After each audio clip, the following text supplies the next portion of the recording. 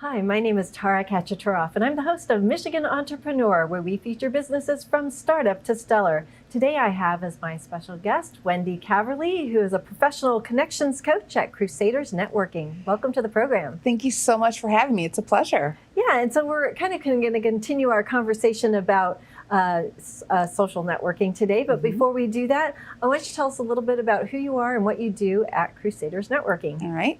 Well, I have an on-ramp. So my name is Wendy Caverly, and I am a connections coach with Crusaders Networking. And what I teach people is a high strategic view of the skill of networking. And it's intended to make them feel confident, secure, in control, but best agile in any professional environment. Because every single professional environment the average person is in has an opportunity to create a connection, and that is what networking is all about.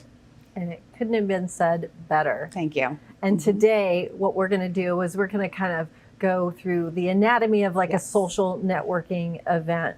And we're going to just dive right in because there's so much good content around this. So when people think about networking, you know, we can think of it as a process. There's maybe a map. I mean, you could look at it in all different ways, but we're going to kind of break this down into before, during, and after the event to keep it kind of simple in like 3 different buckets. And when we look at before the event, what should somebody do initially when they're thinking about going to an event? What do you suggest, and what do you know that works? So, well, I'm going to kind of focus more on the random, traditionally perceived networking event, right? Because there's multiple networking opportunities. We're going to go with the classic networking event, after hours meetup. And what I suggest people do first is think about who might be there and what your goal would be. Is this somebody that might be a target client? Or is this somebody who might work with your target client? So kind of having an idea of what you're looking for, or what to expect before you walk into the situation, puts you in control of trying to get the outcome that you are seeking by even participating. And some other things that I actually also encourage people to do is, first of all, you got to go. You have to say yes and actually go. It's easy to decide, I'm tired. It's been a long day. It's been a long week. I have other stuff that I need to do instead, and then just pass on this event. But networking is about your future success. It is a seed planting process. It is something that you do to help future-proof your business. So that is something that deserves time and attention and a little bit of effort. If you're an introvert that has to, because they view it as has to go to a networking event, I suggest sometimes just think about what's the one thing there worth going for. Is it being held at a restaurant and they got really good breadsticks? Go for the breadsticks. You're there for the breadsticks. If you are an extrovert and you don't have a problem going to events like this, it might be worth thinking about, okay, I'm all in, I'm all excited, I'm around people, woohoo.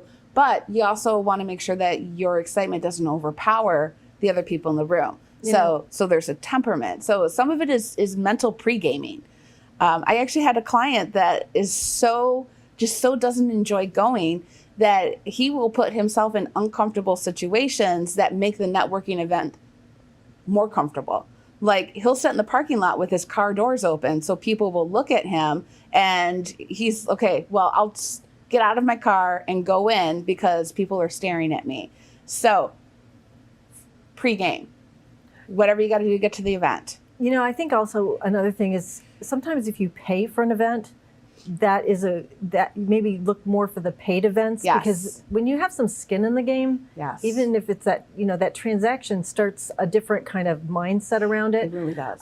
Because some of the paid networking events, they've turned out to be some of the best things. And I'm not saying free events aren't good, but right. Free doesn't feel as compelling as I want to make sure I get my money's worth. Yes, no, you know? That's actually a really interesting, yes, I'm very glad that you brought that up because there's truth to that. If someone is investing money to be there, they usually have a little different intent and a little different offer to bring to the table. And there's food. And there's food. There's always food. There's always food. Yes. At least dessert. I'll take that. Yes. All the time. Yes. So when you think about networking and your pre-plan about this, People are a little more casual nowadays. What about dress? I mean, sometimes I don't think they're even addressing that anymore. And people dress all different ways because Right. we're all in different kinds of businesses that require different kinds of attire. Right. Anything to keep in mind when it comes to the fashion end of things?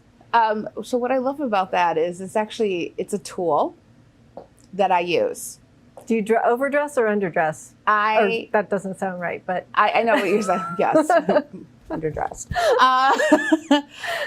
I dress to impress because I want people to see me there. I'm there for a reason, and I have also found that when I dress to impress, I have to do less work because people will walk up to me. I love that jacket. I love that necklace. You walked in the room and I knew you were here. That automatically makes it a lot easier for me to start a conversation, to get to the next conversation. So I dress intentionally to attract attention because it is a networking event. And it does, but I don't judge anybody for how they're dressed. right.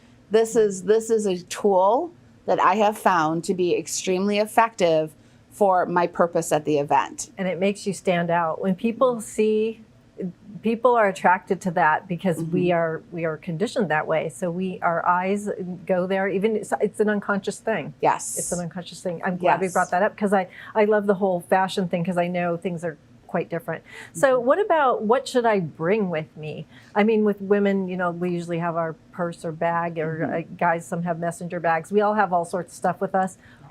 We usually have the phone, but should we bring the business card? What's the status of the business card in today's world? Oh, I love that one. Yes, bring the business card. And I know there's a lot of people out there that do use digital business cards. They, just hover and my information will download to yours. I'm trying to think of a way to say this that it doesn't sound odd, but I don't know you, so I'm not sure I want your information cluttering my phone. Right. And in a world where we're trying to be conscious of digital well-being, if the only way I can find your information is to have my phone, that may not be the best choice. I'm not poo-pooing anybody for doing that, but I do like business cards. And unless I'm scrolling through my contact list and I may never see you again. Where if I do have a physical business card and it's on my desk, I might come across it. I also really like business cards that have people's pictures on it because it's a great reminder. But my favorite part about what has the business card has become exclusivity. I traditionally encourage people to connect with strangers through LinkedIn, through Instagram, through some form of social media, because there's their extra layer of protection. I don't know you yet. Let me learn about you before I give you my, direct access to me. But the business card is an invitation to connect directly because most people's business cards include their cell phone numbers, their personal email addresses. They're not tiny little advertisements. They're tiny little invitations to a deeper connection. So I don't think business cards are dead. I love business cards. And frankly, I actually mark business cards at the event so I know how I want to follow up with the person I'm talking to. Is this somebody I want to talk to right away? Is this somebody that I hope to talk to again? And even, is this somebody that I'm not going to make any effort to follow up on? So I can't do that with a digital card. But to each their own. So what do I bring to networking events? Besides the purse, I do bring my business cards and I do bring my cell phone because occasionally it's worth time to just put something on the calendar, even if that's just a follow-up. Yeah. And you gave me one of your business cards, and I do like it because it does have your picture on there, and I'm reminded of what you look like, and I like that. I like this kind of cards. You have a lot of information on there, but it's not cluttered. It's all like very crisp, and there's like regions on the card. It's really nicely done, and I love having your picture on there because again, especially when you're at the sea of people, it's hard to remember people unless maybe they're dressed for. To impress, impress, as you said, to stand out. But like you said, if you go to a networking event and you do get a half a dozen cards, who was this person again? pictures Yeah. do help. It really, really does. I love that. All right. So we're going to do a quick wrap on the beginning. So if you could just pick one thing for before the event, if you could just give one tip, what would it be? We sum it all Make up. a plan. Predetermine how many people you want to talk to, and don't be the last one to leave the event. All right. Great advice. Okay, now we're going to move ourselves over to at the event. Now, it's going to get a little tricky as we move into the event and we start having conversations, especially right now. People are not as conversant, I guess, in some things, a little rusty. Right. One of the things, because words that have come up a lot in the last couple of years, one of the words is trigger. Everything triggers people. And I get that because I have my own things that trigger me. Even in the writing world, people with fiction and nonfiction books are starting to put trigger warnings in there because they're concerned that there could be some fallout and possibly litigation from just reading a book. So, and it's not necessarily a violent book, but everybody's triggered by different things, and there are trigger things. So what is something you can talk about? I mean, personally, I don't want to talk about 2020. I don't want to hear words around 2020.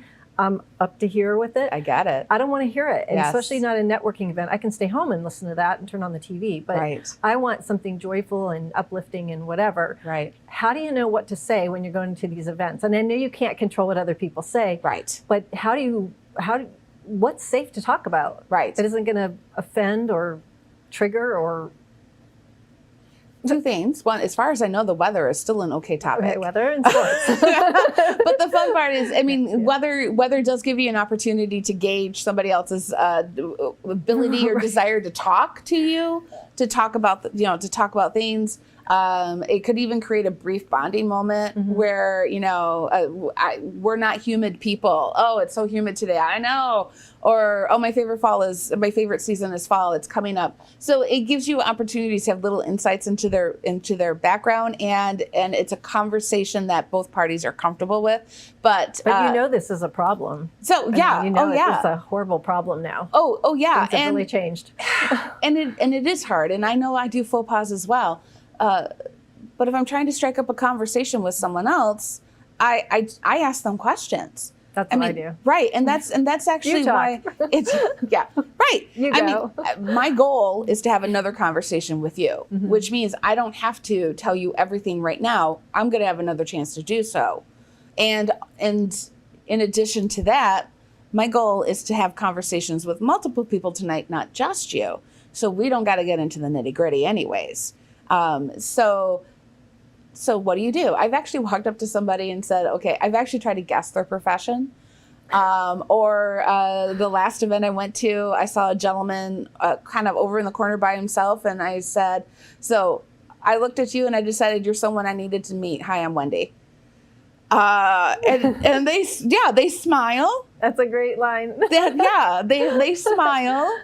They feel at ease, and the conversation gets started. So what do? I think that's amazing.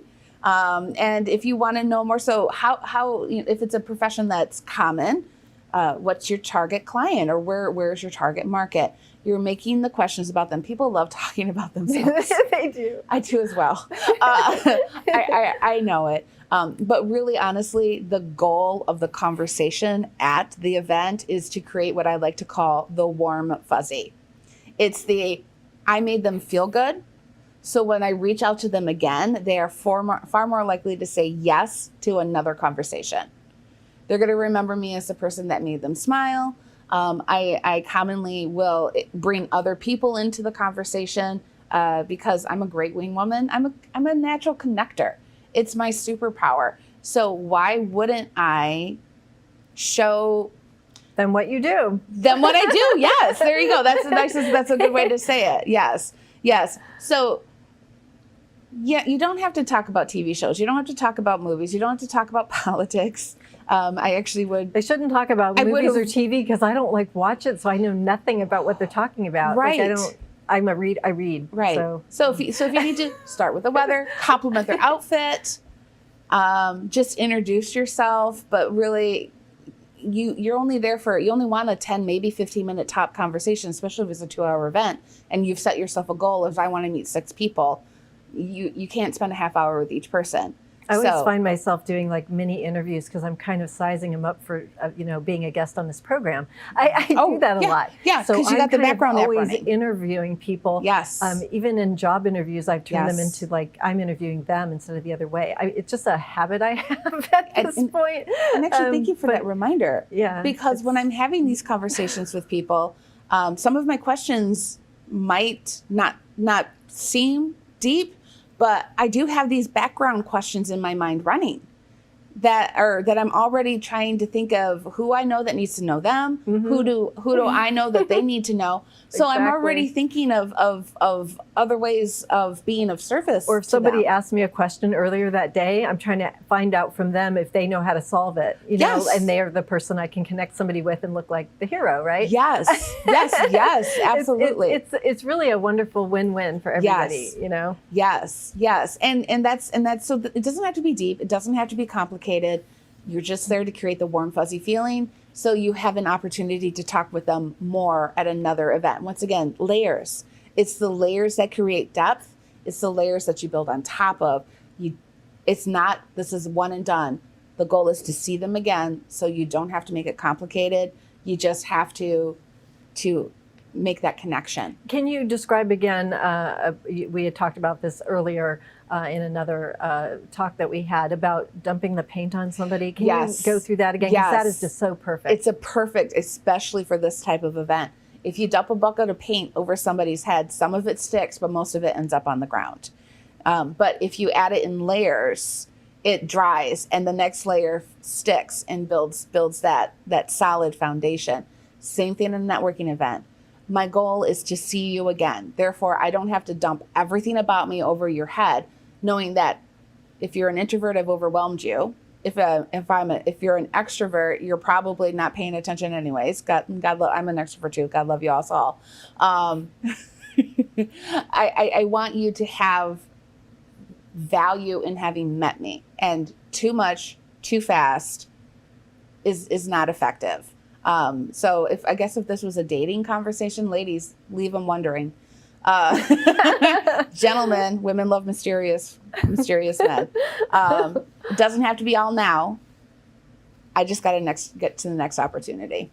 Yeah, you want to go on another fun date and do something interesting. Right. Meet, learn a little bit more. Right. And I do tend to also leave the conversations asking if it's okay if I reach out to them again because I'd love to learn more.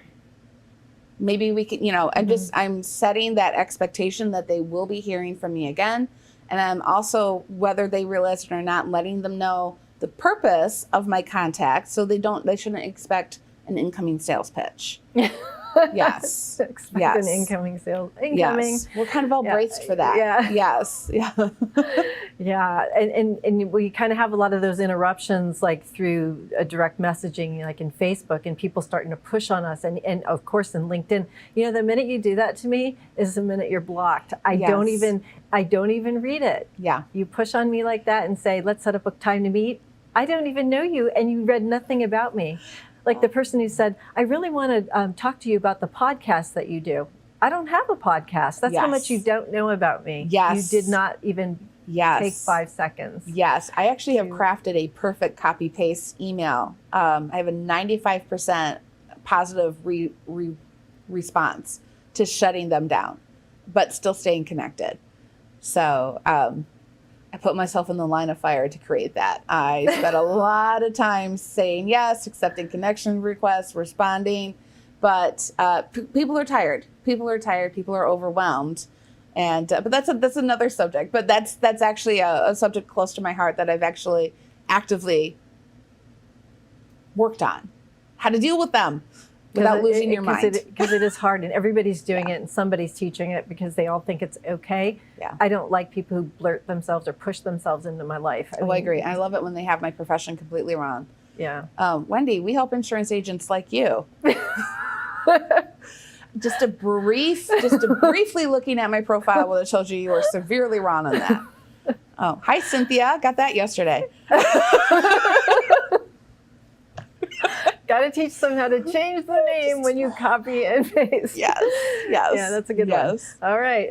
So if you could just give one piece of advice when you're for being at the event, if you could just share one piece of advice, what would it be? So you have a goal to connect with a certain number of people, but if you're talking to somebody who is following you, like you move back and they continue to come at you, a really great trick, it's not a trick, a really great way to disengage from that person and move on is to introduce them to somebody else.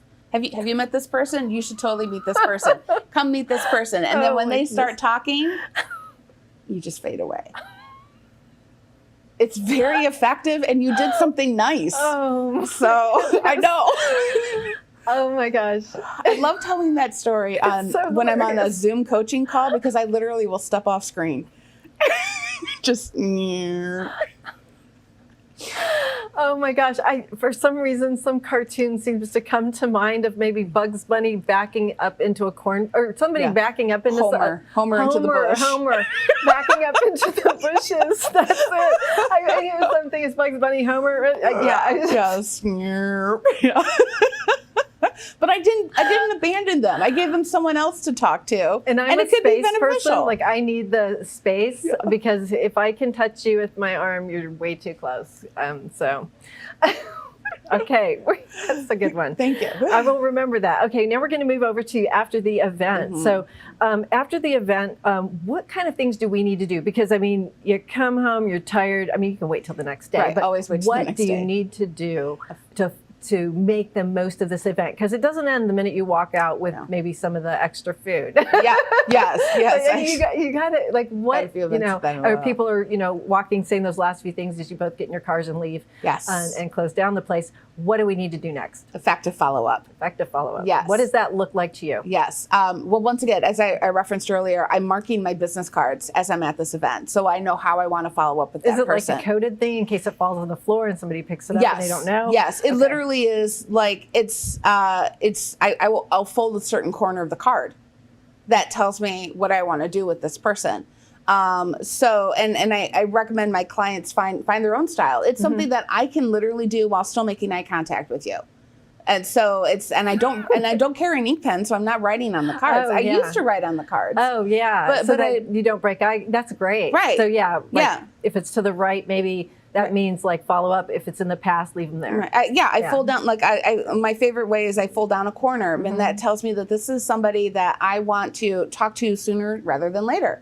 So what I'll do is I'll send that follow-up that says, hey, I had a great conversation with you, really enjoyed it. Are you available next week for coffee or a Zoom call? I will suggest a time and a day.